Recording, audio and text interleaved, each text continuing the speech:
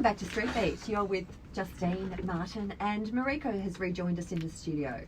How good was that discussion we had just before? Yeah, wasn't it really interesting? Coal seam gas, because you hear a lot about it discussed in the media, don't you? But I must admit, prior to that, I didn't really have an in-depth understanding as to what it entailed. And I felt they were very balanced too, because I think people out there want to hear all sides of the story. Well, we need to know the facts on these issues, don't we? Yeah. I think it's really important that we convey the facts in a really objective way, and then let people come to the conclusion as to whether it's a good project or not. In my view, clearly it's not. But there's probably no surprises there. No, we would know that. And what are we going to do for the rest of the show, you reckon? Well, we have got lots of very interesting things to talk about. What I think I was thinking about is I thought we could do something about some of the good deeds that people did during the fire season and the storm season. Oh, definitely. Yeah, because I got a story that I came across that I actually shared it with a few people and they really liked it, so we might share that a bit later on. We've got eyes and ears, and I haven't had a chance to have eyes and ears with Mariko, so I'll be interested to see what you said in your reading, and I've got my story showing one that I want to talk about. And the other thing we could possibly talk about is, well, recently I went to an Indigenous First Nations meeting, and it was really, really interesting to talk about some of the issues like what the views are on acknowledging country and welcome to country, and what the different views are depending where you put the line. So with Mariko here, I thought it'd be really good. And I must say, I really loved that program last week, so I want to be part of that conversation I missed out last week. Oh, we can, I'm happy to go over some of what we discussed. It is a really interesting conversation. You were missed, Martin, I've got to say. Yeah. Oh, well, I was sort of sneaking around listening to it in 10-minute segments and then going back to where I was, just keeping track of it. But it was actually really interesting listening to the program as an outsider. Especially knowing you guys, imagining what you're doing when we're all here and you're all talking and then we're all talking and all of a sudden the white light comes on and then we've got to get into it again. But just tell us, I'm really interested about the acknowledgement and the welcome to country, because I think we have talked in I think the I've past. come in on the You've program to explained talk the about, differences, but perhaps you could just refresh. What's the difference between an acknowledgement of country and a welcome to country? Well, it's really who does it. So welcome to country, I mean, it only can be done by a traditional owner of the area you're in. So, for example, in the Hornsby, in the Hornsby area, you're looking at Darug and Guringai traditional owners. So there's two different groups in this geographic region. So, for welcome to country, you would need a elder from one of those groups.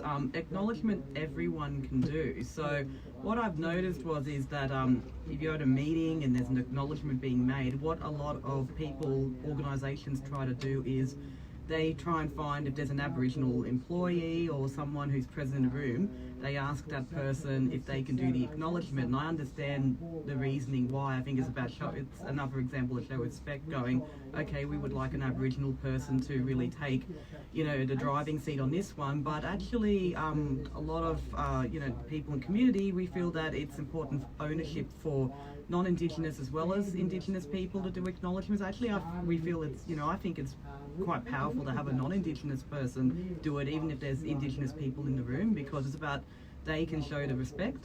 Yeah, because isn't that the point of the acknowledgement, is we are recognising that it always will be Aboriginal land. That's right. The thing that I often am a little bit confused about, wanting to be really respectful, is if an acknowledgement is made, say at the beginning of a meeting, by the person that's starting, should each subsequent speaker also make an acknowledgement? Yeah, I know this has come up. I know people who have raised this as an issue because obviously if you have everyone doing it, that's the meeting times, and also I think that's where people kind of think, oh look, what is the reason for this, and that's where you feel like it gets a little bit I just feel that people just don't, there's a disconnect between why they're doing it. Are we just doing it for sort of like procedural sake? And it should be more than just a procedural tick the box procedure. So I know that there are people who personally want to do an acknowledgement themselves. Like I do that when I'm at a conference, even though someone has already done a welcome or an acknowledgement of country, when I start mine, I acknowledge country as well, and I refer to whoever's done the welcome. I say, oh, thank you, Auntie, or thank you, Uncle, for the welcome. But I think some places they just tend to do like what a senior person does the acknowledgement. And then after that, I guess it's not expected for everyone to do, but I don't know, like I think as long as there's one done at the beginning, I suppose.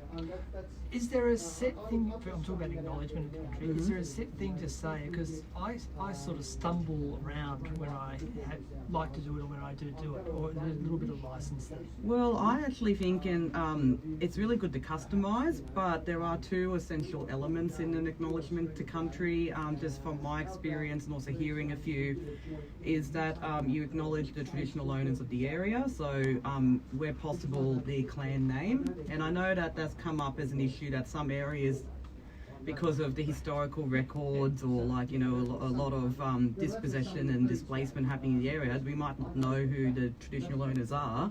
So sometimes, you know, for that sort of scenario, you do a generic one, but where possible, it is the, you know, the best practice protocol to mention the name of the people. So here's the Darug and Guringai peoples.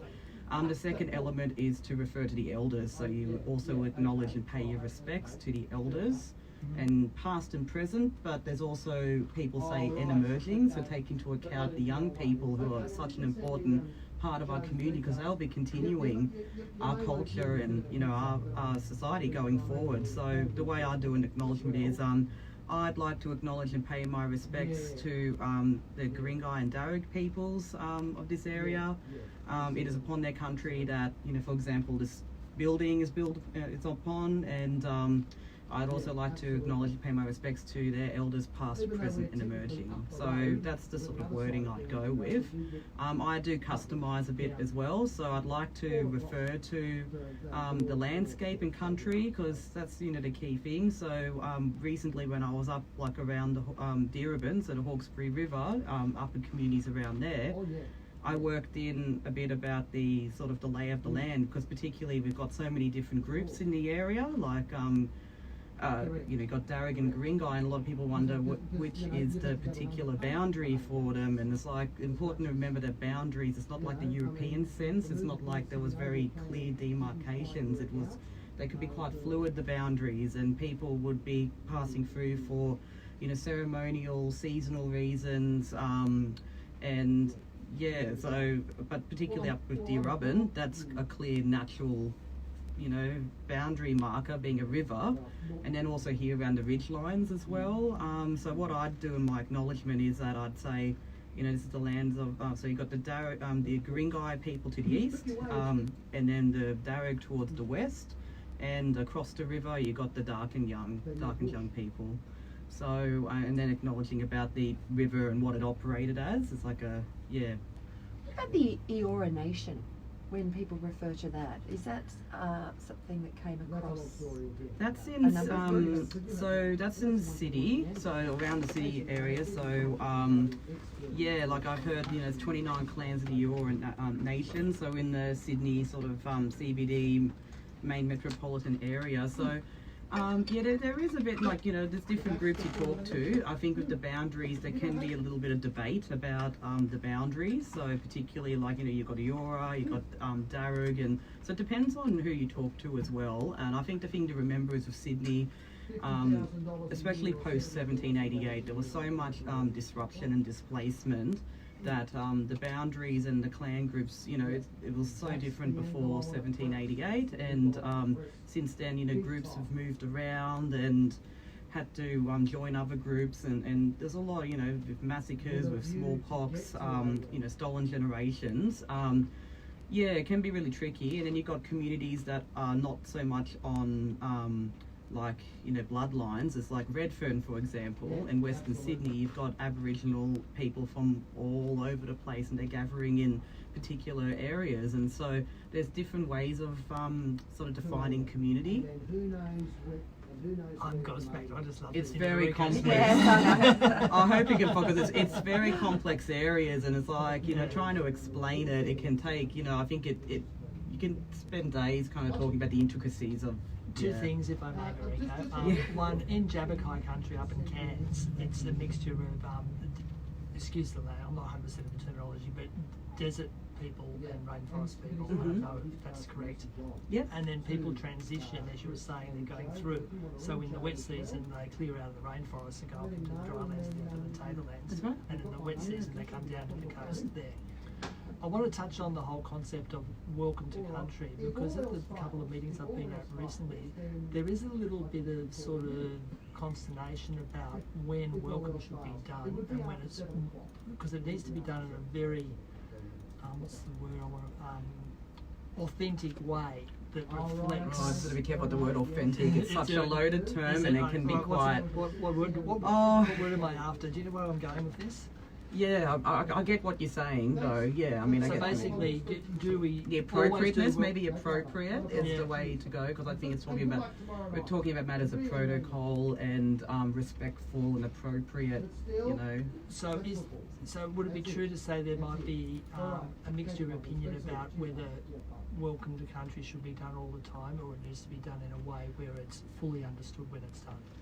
Well, I think the issue has been that there's been a bureaucratisation of the process, because, like, you know, in terms of meetings and like scheduling people in to do these various ceremonies. I mean, acknowledgements is the sort of thing that anyone and everyone should be doing.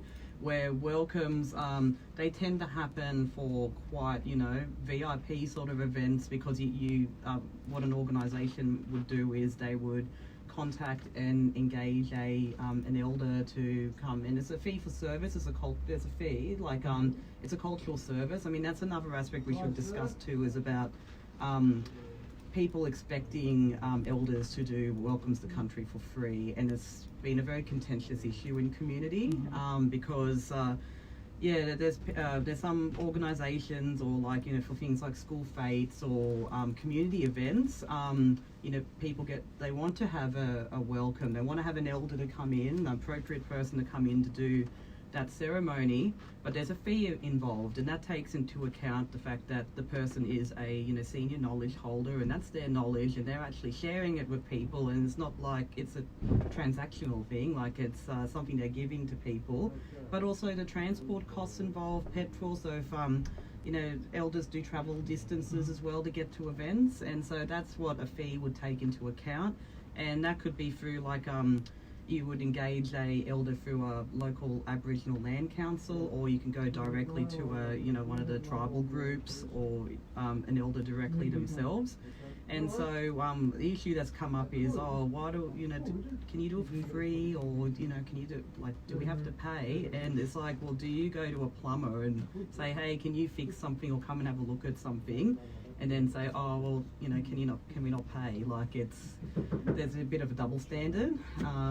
Yeah, but just coming back to, I know your initial question about when you do welcomes to country, I think, you know, as often as possible to have a elder to do is important. Yeah. Well, and that was the point, I guess, I'm trying to understand. When people are passing through traditional land, like in Javakai country, I can understand that there's a lot of meaning to that. So it's interesting. Well, Mariko, thanks for that little bit, but I think we're going to go to a break, don't we? We do, so stay with us, and we will be back after the breaks and the news.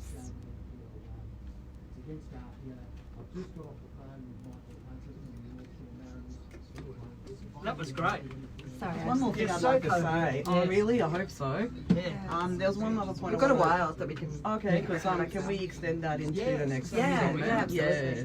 I hope I answered it. It's such a You did. complex It is issue. interesting. It's really It really interesting. is. And it's funny, you know, because the PhD in you, I knew authentic wasn't the right word, but I couldn't find it. Oh, no, that is no offence, because I know that Yeah. word can be, like, in a historical Yeah. context, when you're looking at authenticity, Yeah, that's it right. has such a sinister, negative connotation. Like, no, I knew that's not where you're going at all, but I just Yeah. thought, oh, look, you know, Let's just qualify it. to, Yeah. it's good to take it out of your vocab where Yeah. possible. But it's funny, you know, because in education, we're always talking about authentic We learning can talk about experiences. that too if you want to. And so, no, I don't have to. But What is we could. authentic? Yeah. Because that's the buzzword in education, because we want our learning to be authentic. Oh, To I the can put my individual. PhD hat on. Yeah, Yeah, like, I talk okay. a lot about authenticity of my work because of, you know, particularly Southeast Australia Aboriginal collections, and authenticity is such a Yeah. loaded topic because of the way Aboriginality has been construed. Just saying, just turn the music down a bit. Sure. Yeah. So yeah, there's I'm happy for it to branch out into a discussion. Oh, on we that could go too. for hours on this. And Oh, I know yeah. there'll be people that are interested. That meeting I went to recently, that was fascinating. I really enjoyed Well, we'll that. talk about some of those issues that came up, because I think particularly welcome to country being a two-way thing. Yeah. Because I think that's something that I can see why people think it's tokenistic. So I want to address. I wouldn't mind addressing that a little bit more in detail, and I wouldn't mind getting your reflections on it too. Oh, that scenario we're talking about. Yeah, and what your thoughts are. How good is that? What's that? 5 o'clock. Straight. Spot on. There you go, Neil. Neil is actually, that's recording still, yes, right? yeah, that's recording. Yeah. Neil was there a minute ago. He was was he? coming in from New Zealand. Got checking the on us. news. He sent a message that said, "Geez, you got straight into it." Business, all business. This is all business. Let me just check. Yeah. People are. Yeah, we haven't destroyed your program yet. No, you're all right, Neil. He might not watch this far Well, you into could this. put you fell this. I got no raised off and raised back because I raised him, but then we started on time. Oh, okay. Well, we can do it when we go back on air. Just say, Neil, who's listening from another country far, far away. How's that, Neil? How's that, Neil? Spot on with the timing of the news. He's not there at the moment, as far as I know. One little glitch with the music. Oh, it's fine. So yeah, I've got a double-barreled contribution for our what's it called? The C's. I struggle with it too. I think we've dubbed it Eyes and Ears. What Eyes we've been and Ears. listening to, watching, and reading. Okay, That's the fine. sort of subtitle. And I put out a thing about what do you think about I didn't like having, what was it called? What was it called? The other one? On the run with Street Beat. I think that works because then you could all do our little interviews. Oh, cool. I was just having fun when I said Martin on the run. It's like you've made a run for it. No, that's good. But I reckon you could. Being a runner too. Yeah, that's what I thought. It's play on words. It's good. But I think, do you know how to do an easy 6-minute interview on your phone? No, It's really easy. I've got a microphone. Yeah. Do you use the microphone? I actually haven't got it out of use the a box program yet. called Recorder. Look on your app called Recorder. Because I got a voice recorder. I'm thinking about I used to have a voice like a proper Olympus voice recorder. Oh, That's another yes. thing I might think about getting another one Well, of. are we going to do Penny? We're going to do Penny at 10 past, remember? Yeah, Because so we've got a Penny's break. playing. Okay. Yeah, we've got to do Penny at 10 past. All right. So would we talk to And after finish Penny, up we'll the, come back- we can come back we to come back Welcome to- to the Country. Oh, we could do that Oh, briefly. do you want to do it quarter before? past. It won't take long to just finish up the So conversation. that costs $70, and you just Oh, plug it yeah. in, and there are two of them, and it costs $140. Oh, you got a lapel. Yeah. And I just put that there, and then away we go. Yeah, I Neil actually think I've mentioned got that time you. to race very quickly. I'll be super quick. But We can shut this down now. I quite like it there actually. You quite like going underneath the table. Oh, where'd you go? No, I don't like crawling under the table. I like having it there because I'll it send just you gives me a your bit more laptop. space. Yeah. Yeah. Yeah, so that's still live. So what I want to do with you is actually do an interview with you as well. Oh, for 6 okay. minutes about your community involvement. Oh, so that's what the topic. Yeah, 'cause I was Yeah. asking about what the sort of topics were for that. Mm. I'm just looking at myself in the phone. Okay. You can see yourself on the phone. Can you hear it? What's it sound like? It's got a the bit radio. delay, isn't it? Oh, it's radio. Yeah, probably. Yeah. Yeah, there is a delay there. In fact, actually, could you bring up my? Do you have LinkedIn? There? Yes, I do have link. Oh, the article. Yeah, could you the quote? I want to use those quotes that X used Am I last linked in night. with you, though, Martin? I think we are, aren't we? I hope so. That'll be awkward otherwise. No, it doesn't matter. I'll look you up. I don't go into LinkedIn as often as I used to. Because there's some quotes there from RDR I want to use. Cool. Do I exist? Let me find it. It's just I haven't logged in for so long. It's just making me go through the whole.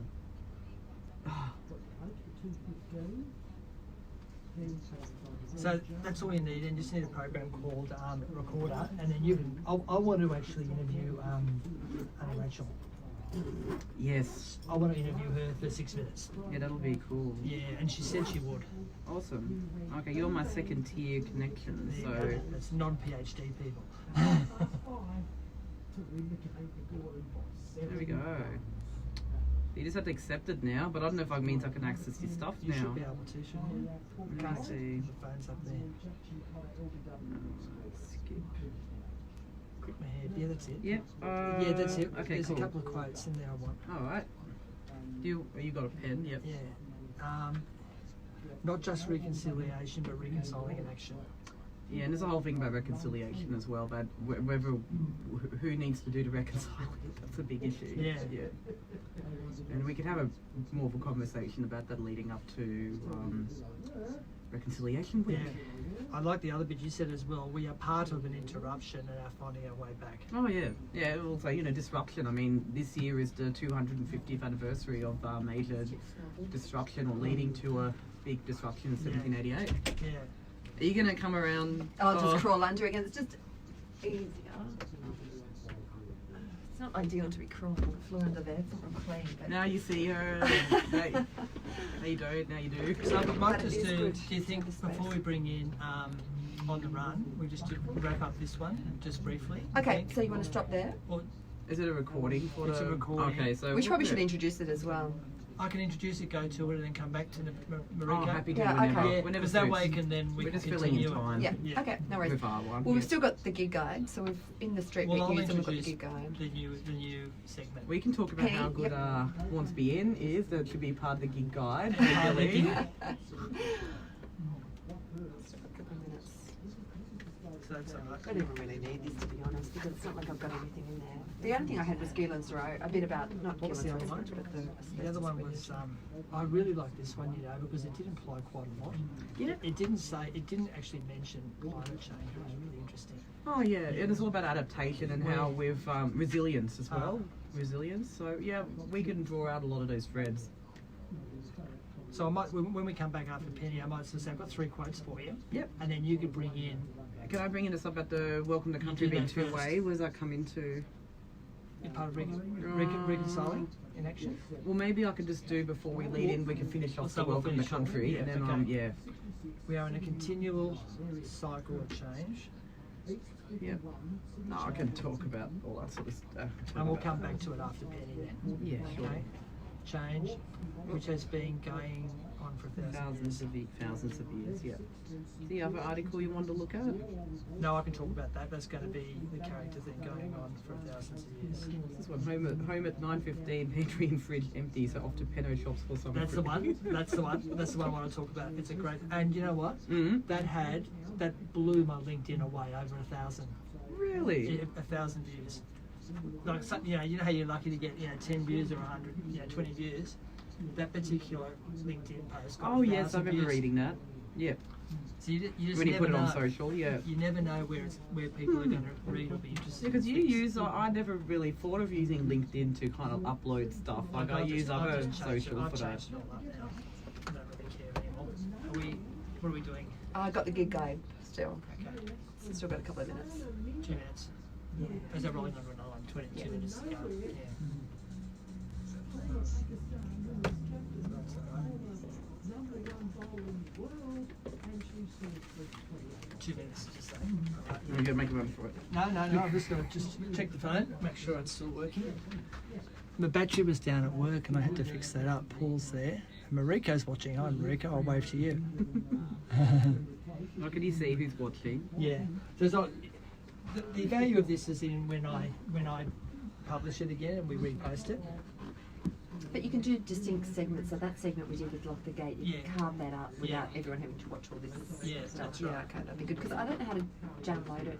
I must get Neil to show me. Oh, from I don't know how Facebook? to, no, from this. You know how Oh, yeah. Neil does it? Yeah. I don't know how to do that. I must No. get him to show me next week how he actually pulls it out. And extracts out Yeah, Yeah. the interviews from the computer that he does here. A key and that, the two things. the key to get into the building, that's right. But I can't win. Yeah, it never used to be a problem. It's always open. So only- Tony happened to be a bit early to be prepared himself. Minute. Yeah. Yeah, lucky I was early. I got here just after 3. Mm. Otherwise, it would have. Did you go somewhere or? I did. I drove across to Richard Dawes, lives across Oh, does the he? way. So I jumped in my car and raced across there. But somebody must have come in because honestly, the doors are locked. Yeah. Tony, you came in because he's. Tony was here, and then another one of the presenters came as well. So it's good to know that there's a network. Because I remember, like we left the show last Friday, and the next program they were running late because of traffic, and so I think now Tony's outside. Oh, Yeah. I heard that when I heard the end of your He's not program. going to take a chance. Did everyone turn up last week? There was someone lady came in just as we left. as we Oh, left, so they're wow. lucky because we let her in. Yeah. And and then after that the others came because there was traffic delays. Yeah. So what happens? Like the programs just kind of roll over. Thank God. Like there's no. You just put it onto autoplay. And it just Good. So there's clicks no it dead autoplay air. and off it Eventually, goes. I'd like to do it, but I just don't have the time. 6 seconds. No, because then we're just going to do a little promo Okay. to come back. So Are it's you going just to a- introduce it, or will I? I'm happy for you to do the come back and then do the penny Yeah. thing. So we've got about 10 seconds now.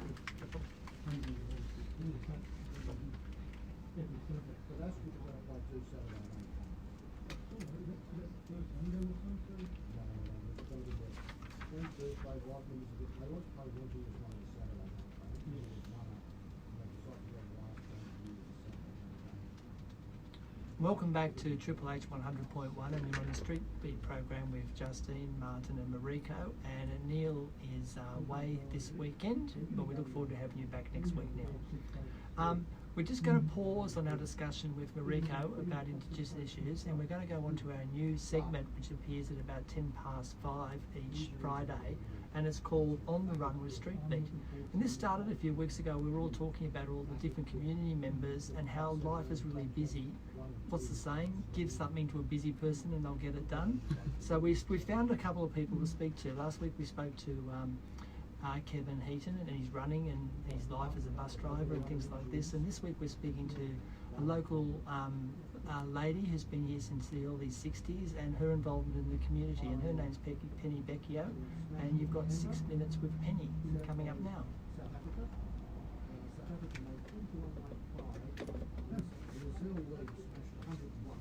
Yeah, so that's it. So The only trouble is you tend not to.